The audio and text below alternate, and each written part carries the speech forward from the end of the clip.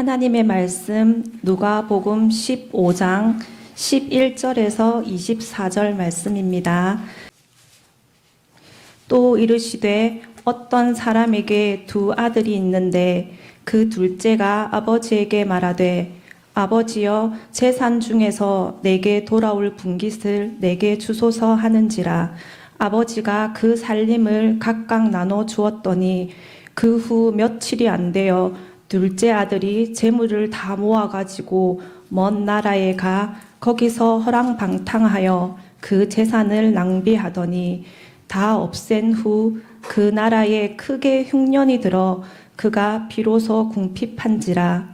가서 그 나라 백성 중 한 사람에게 붙여 사니 그가 그를 들로 보내어 돼지를 치게 하였는데 그가 돼지 먹는 쥐염 열매로 배를 채우고자 하되 주는 자가 없는지라. 이에 스스로 돌이켜 이르되 내 아버지에게는 양식이 풍족한 품꾼이 얼마나 많은가. 나는 여기서 줄여 죽는구나. 내가 일어나 아버지께 가서 이르기를 아버지, 내가 하늘과 아버지께 죄를 지었사오니 지금부터는 내 아버지의 아들이라 일컬음을 감당하지 못하겠나이다. 나를 품꾼의 하나로 보소서 하리라 하고 이에 일어나서 아버지께로 돌아가니라.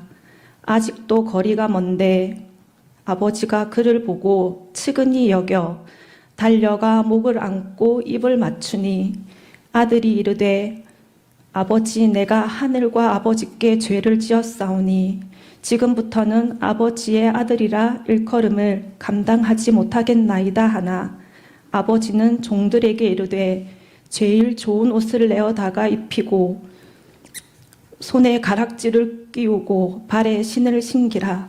그리고 살찐 송아지를 끌어다가 잡으라. 우리가 먹고 즐기자.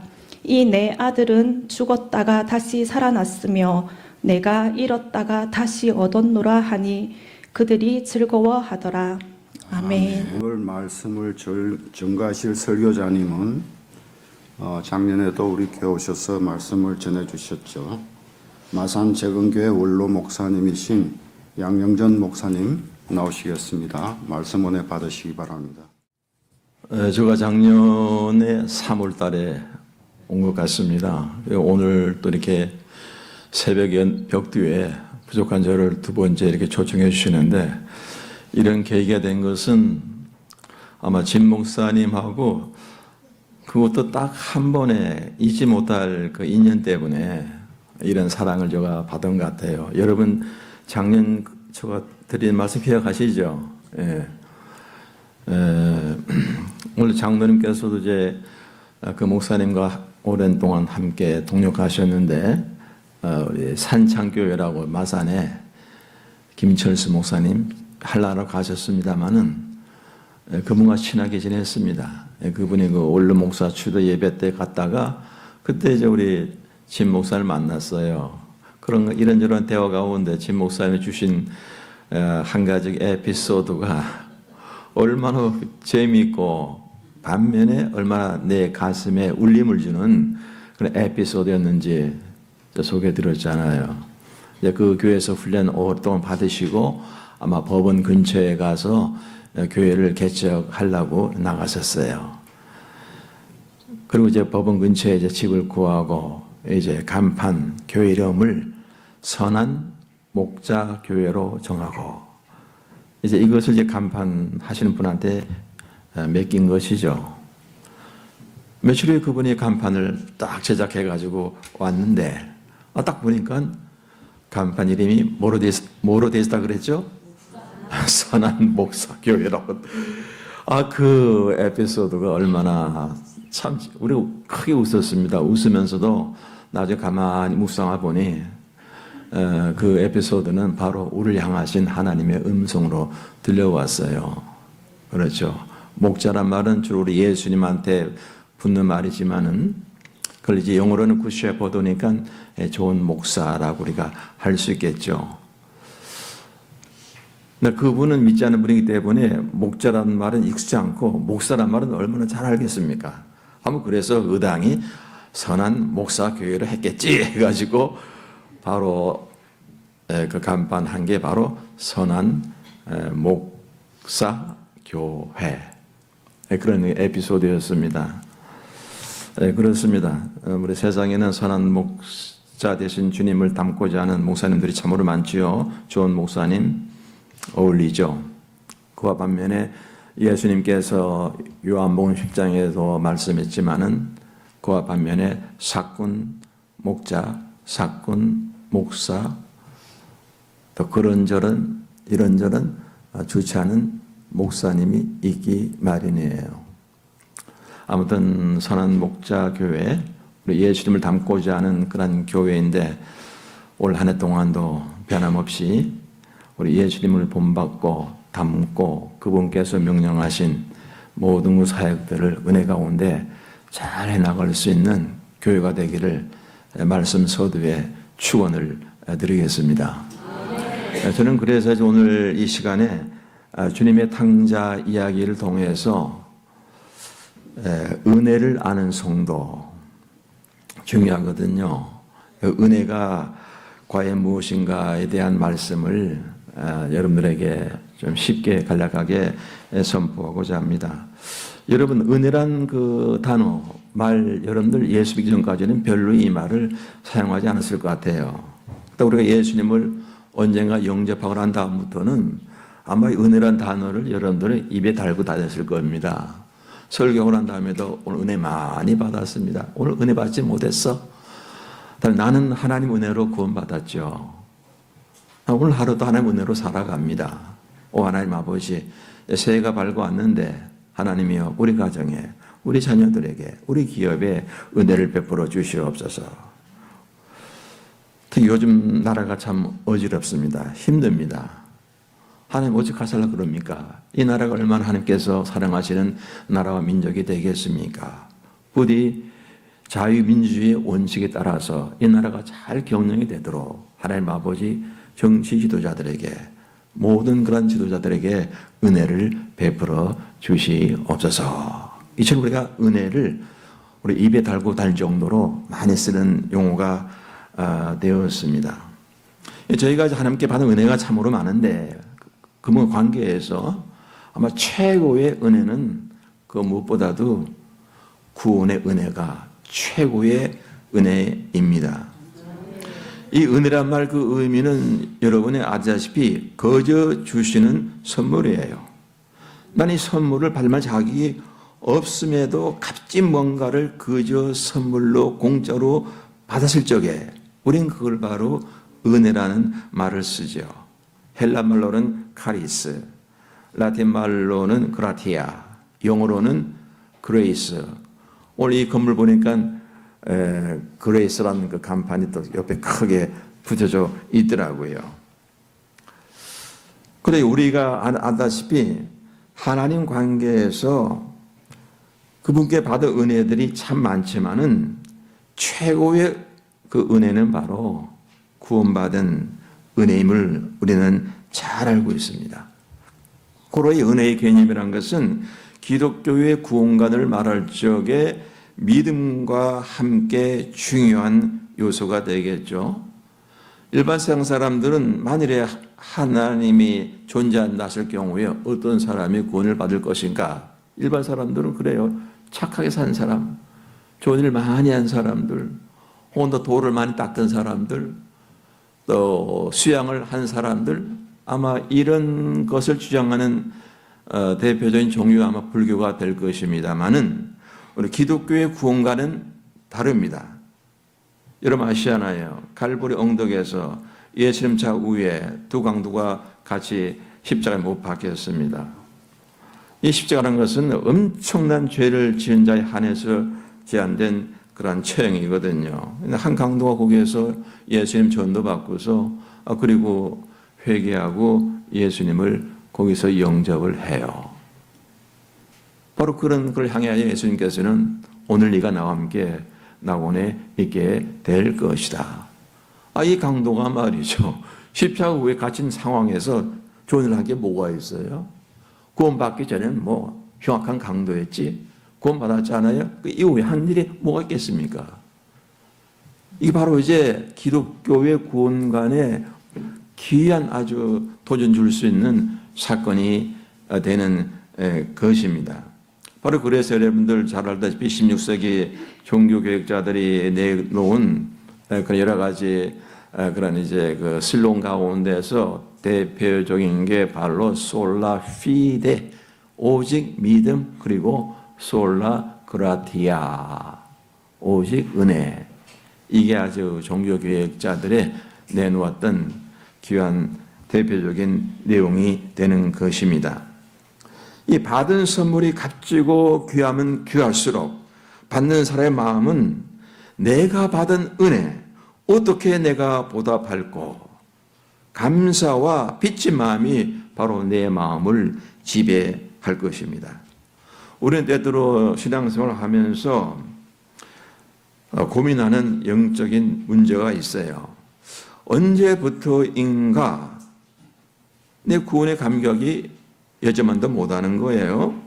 또 교회 생활에 또 형식적으로 와서 예배드리고 봉사하고 그런 것이 보이기도 하고, 혹은 또 교회 생활 자체가 나에게 이제는 감격이 없어. 몸이 건조하게 보일 수 있다는 것이죠. 소위 말하는 영적 매너리즘이 될 것입니다. 이런 영적 위기는 직분에 관계없이요. 저도 목회를 참 오래 했습니다만은 이런 영적 위기를 해마다 이런저런 사건을 통해서 혹은 내 자신이 경험한 적이 참으로 많이 있었습니다. 직분에 관계없어요. 목사라고요, 장로라고요, 권사라고, 권찰이라고, 교사라고요. 이런 위기를 경험하기 마련입니다. 이런 영적인 위기에서 벗어나는 가장 나은 길은 무엇일까?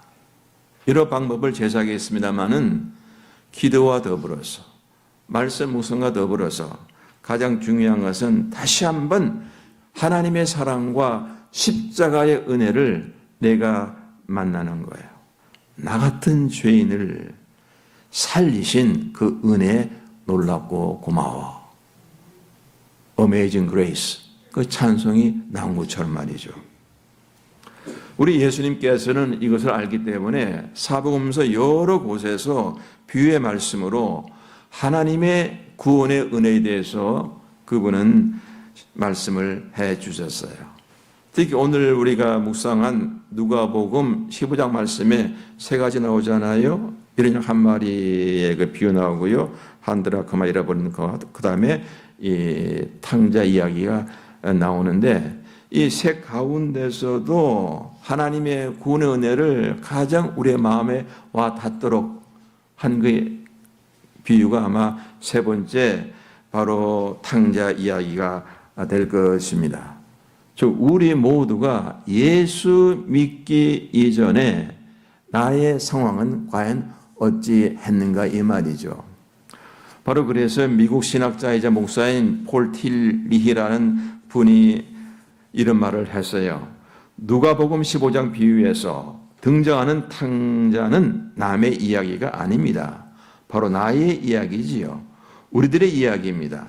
그러므로 우리 자신이 본문 중에 탕자라고 생각하기 전까지는 이 탕자 이야기는 우리에게 아무런 의미를 가지지 못할 것입니다. 비유 속의 탕자가 우리 자신임을 인정하고 이 비유를 읽어 나갈 적에 여러분께서는 묵상하면서 은혜를 받게 될 것입니다. 이런 말이에요. 우리 잘 알고 있는 심당한 탕자 이야기이지만은 다시 한번 간략하게 말씀을 드릴게요. 오늘 둘째 아들이 아버지께 찾아와서 내 몫을 달라고 때를 씁니다. 여러분, 이 재산 이제 이렇게 분배하는 것은 뭐 지금도 그렇지만은 내 아들, 딸이 그만한 능력이 있는가? 재산 관리, 혹은 또 어머니, 아버지가 돌아갈 임종할 그때가 가까우면 와서 할 수가 있죠. 그런 상황이 아니었어요. 틀림없이 아버지는 타일을 쓸 것입니다. 나무를 쓸 것이에요. 때로는 꽂을 거야. 지금은 아니다 이 말이죠. 그러나 이 둘째 아들은 말 그대로 탕자였어요. 고집통이었습니다. 아버지에게 조르고 졸라가지고 드디어 그 자기 몫의 그 재산을 이 둘째 아들 녀석이 가고서 드디어 먼 나라로 떠났다 이 말이죠. 그럼 집을 떠난 이후에 아버지의 마음은 어찌했을까? 이 못된 놈 아마 마음의 분노로 가득 찼을까? 그러나 오늘 본 말씀 보니까 그게 아니었습니다. 언젠가 내 자식놈이 깨닫고 다시 집으로 돌아오겠지 해가지고 아버지가 그것도 뭐 며칠에 한 번이 아니라 매일매일 밖에 나가서 집 나간 탕자가 회개해서 돌아오기를 기다리는 바로 그런 모습을 우리는 찾아볼 수가 있어요.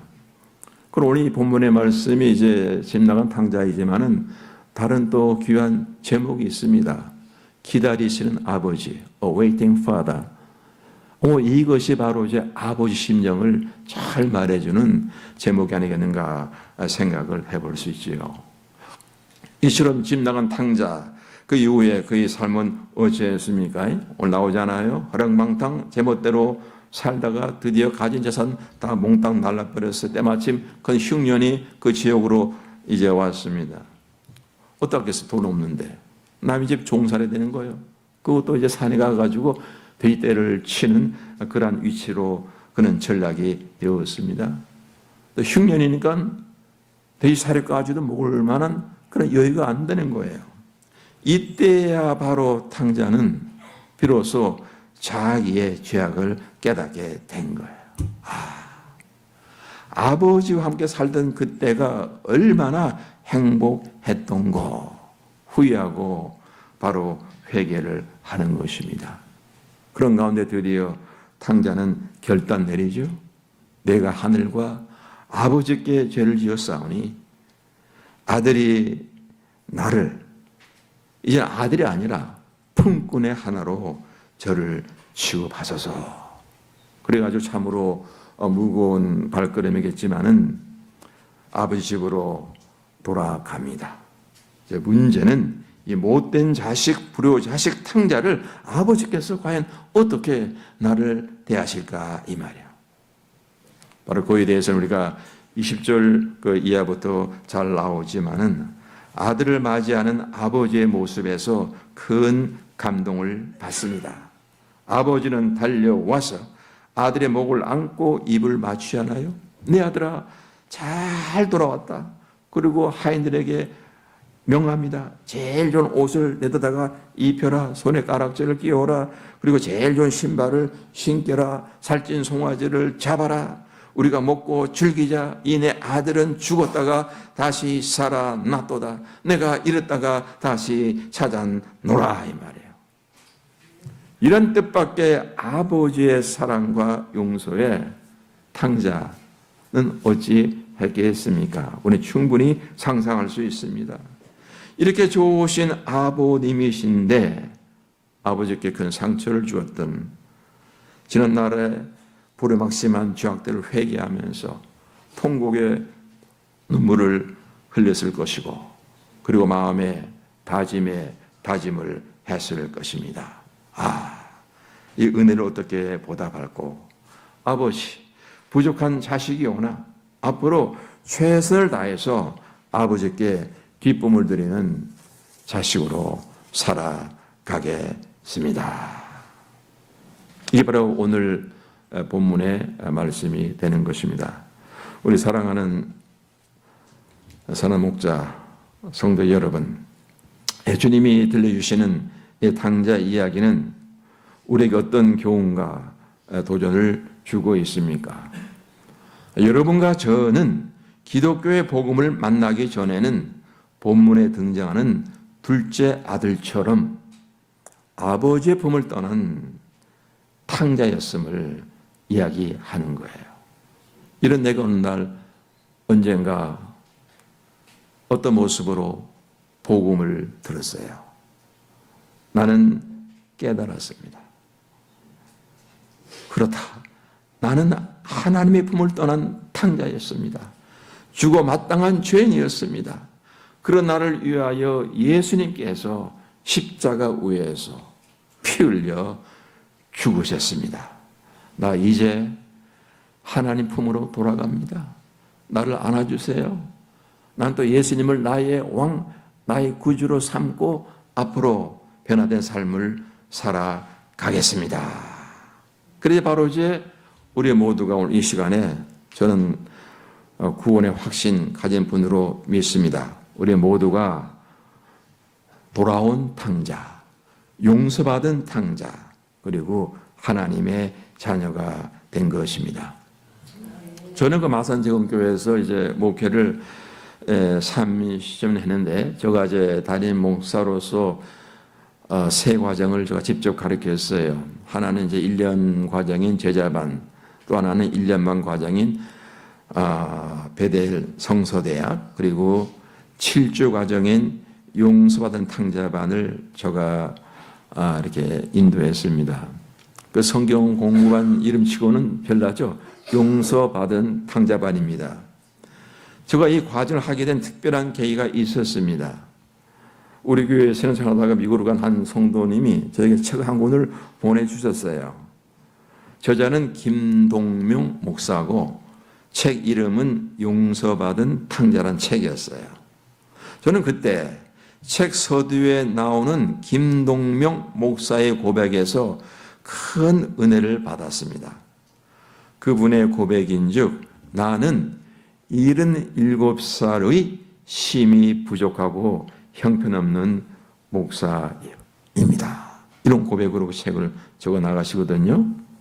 과연 그분께서는 77살의 심이 부족하고 형편없는 목사인가? 책을 쭉 읽어나가 보니까 아니었어요. 그분은 교회적으로나 세상적으로나 대단한 분이었어요. 평북 철산 태생이고 어린 시절에 성사 만나서 예수님을 믿게 되었고 서울 공대를 졸업했습니다. 미국으로 유학 갔습니다. 목사가 되었습니다. 여러 교회를 개척하고 그분의 그 부인은 누군가 하니 죽으면 죽으리라. 누굽니까? 안희숙이에요. 그분의 부인이 아니죠. 이 두 분은 바로 유학생의 어버이로 부를 정도로 많은 유학생들을 도왔고 남미 등 여러 곳에 교회를 세우고 명예 박사 학위만도 여러 개 됩니다. 이처럼 훌륭하신 분이신데 어찌하여 나는 77살의 심이 부족하고 형편없는 목사입니다. 이런 고백하면서 이 책을 그분께서 적어 나가셨는가? 과연 그분은 심이 부족하고 형편없는 목사인가? 아닙니다. 참으로 훌륭하신 목사님. 목사 중에 목사, 참 목사예요. 그럼에도 자기를 소개하기를 나는 77살에 심이 부족하고 형편없는 목사입니다. 그럼 이러한 그 고백이 어찌해서 그분의 입술에서 나오게 되었을까? 나는 책을 읽어 나가면서 쉽게 답을 얻을 수 있었습니다. 그분은 하나님의 사랑과 은혜를 머리로 만나고요. 그리고 가슴으로 체험한 분이 되기 때문에 그렇죠. 나 같은 죄인을 살리신 하나님의 은혜가 그 얼마나 크고 위대하고 그런가. 우리 이것을 이런 성경을 배우잖아요. 교회 오게 되면 무조건 배우면 지식적으로. 근데 이것이 머리에 머무는 게 아니라 내려와서 내 가슴을 적시는 거예요. 아마 그래서 많은 사람들이 말합니다. 세계에서 가장 먼 거리는 바로 머리에서 가슴까지란 말이죠. 이 진리가 바로 그분의 가슴을 적신 거예요. 저는 그래서 우리 선원 목자 교회 성도 여러분, 저를 포함해서 다시 한번 이런 고백을 할 수 있으면 좋겠어요. 나는 부족하고 형편없는 목사요, 장로요, 권사요, 집사요, 권찰이요, 교사요. 이런 고백이 나면 얼마나 좋겠는가 이 말이죠. 나 오늘 이 설교를 준비하면서 올해 저희 나이가 이제 만 77살입니다. 얼마나 그 고백이 또 나에게 오는지 모르겠어요. 나 양영자는 77살에 정말 형편없는 부족한 못난 그런 목사입니다. 실제로 그렇습니다. 이런 고백이 바로 그분의 입술에서 나오게 된 것이죠. 그래서 이분께서는 이 용서받은 탕자 이 책을 적어 나가면서 또 한 가지를 강조하고 있습니다. 그 뭔가 하니 신앙생활이란 무엇입니까? 이 말이죠. 신앙생활은 무엇입니까? 아마 이런 질문을 던지게 되면 여러분께서도 여러 가지로 답 나오겠습니다만은 이번에 그 대답은 이렇게 나왔어요. 참 간단해. 신앙생활은 뭐냐? 이것은 하나님께 기쁨을 드리는 것입니다. 이 말이에요. 그럼 어떻게 하면은 하나님께 기쁨을 드릴 수 있습니까? 이것도 간단해. 무엇보다 하나님의 마음을 알아야 합니다. 그렇죠? 마치 어머니 아버지의 마음을 잘 헤아리는 자식이 효자, 효녀, 효부가 되는 것처럼 하나님 아버지의 마음을 잘 우리가 이해하고 알 적에 우리 하나님께 기쁨을 드리는 삶을 살 수가 있어요.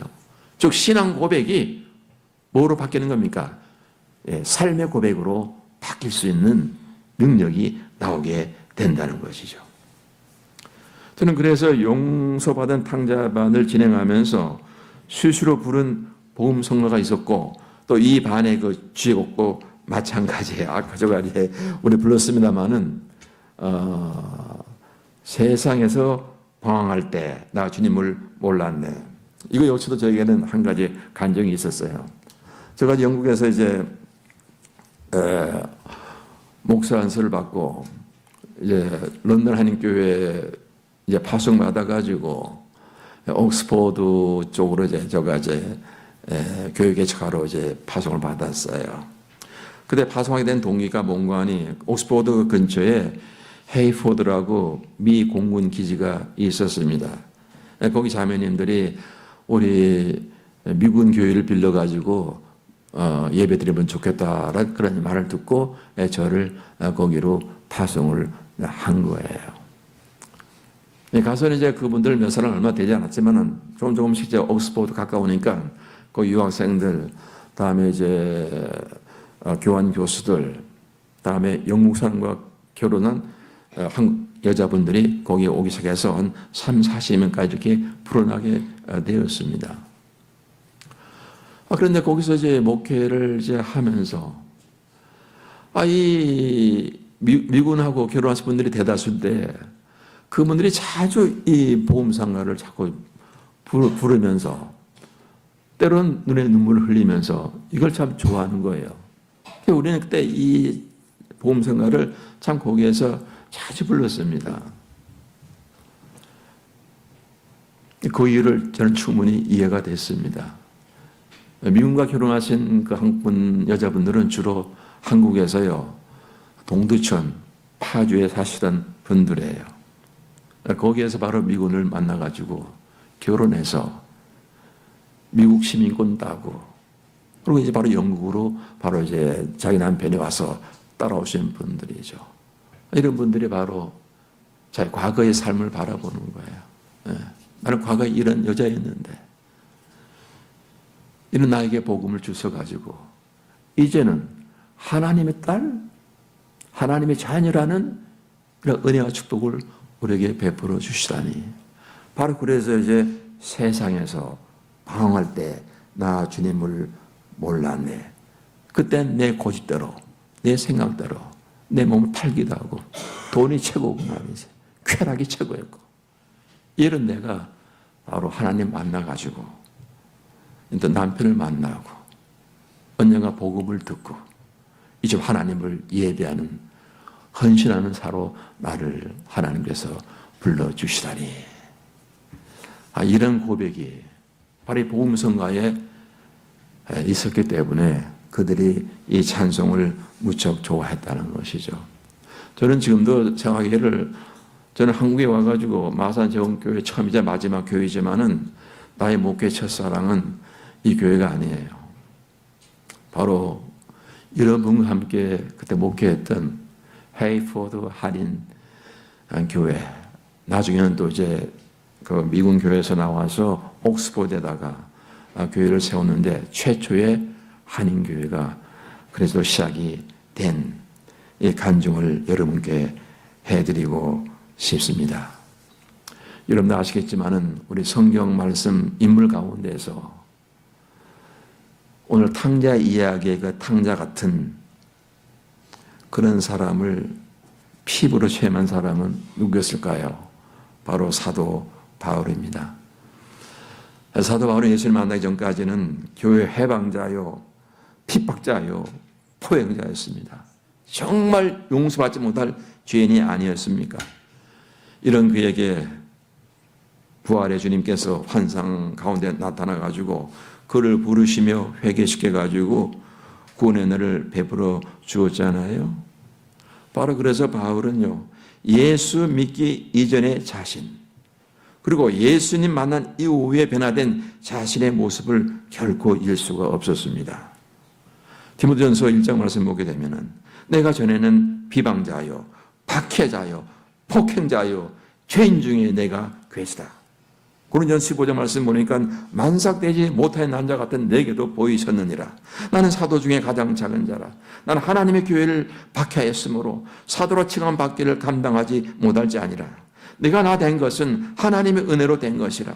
내가 모든 사도보다 더 많이 수고하였으나 내가 한 것이 아니 오직 나와 함께 하신 하나님의 은혜로다. 아멘. 이런 고백이 바로 바울 입술에서 나오게 된 것이죠. 고린도 사도 바울은 초대교회 유대한 목회자, 선교사, 신학지지만은 늘 겸손히 그를 지배했습니다.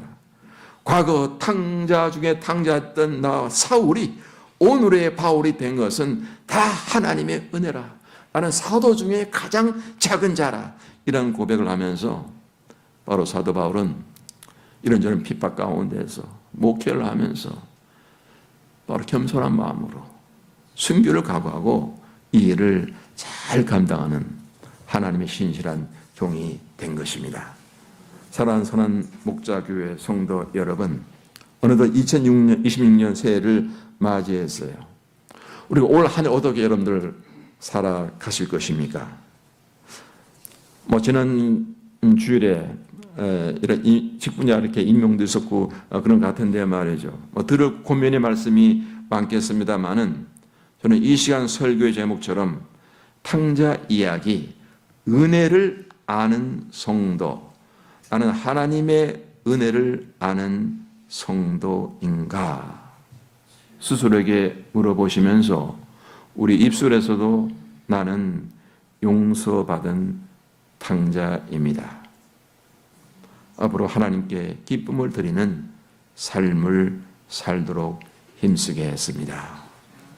해서 2026년 올 한 해 동안 자신과 가정과 교회와 이웃을 사랑하시면서 또 세상의 빛과 소금으로 선한 영향력을 발휘해 나가시면서 우리 모두가 하나님께 기쁨을 드리는 성도 직분자, 또 우리 선한 목자교회가 하루속히 더 많이 부흥성장해서 순수한 목회를 가진 우리 목사님 중심으로 이 지역사회만 아니라 앞으로 국내 더 나아가서 세계적으로 이 귀한 복음 말씀을 전파해 나갈 수 있는 교회가 되기를 주님의 이름으로 축원을 드리겠습니다.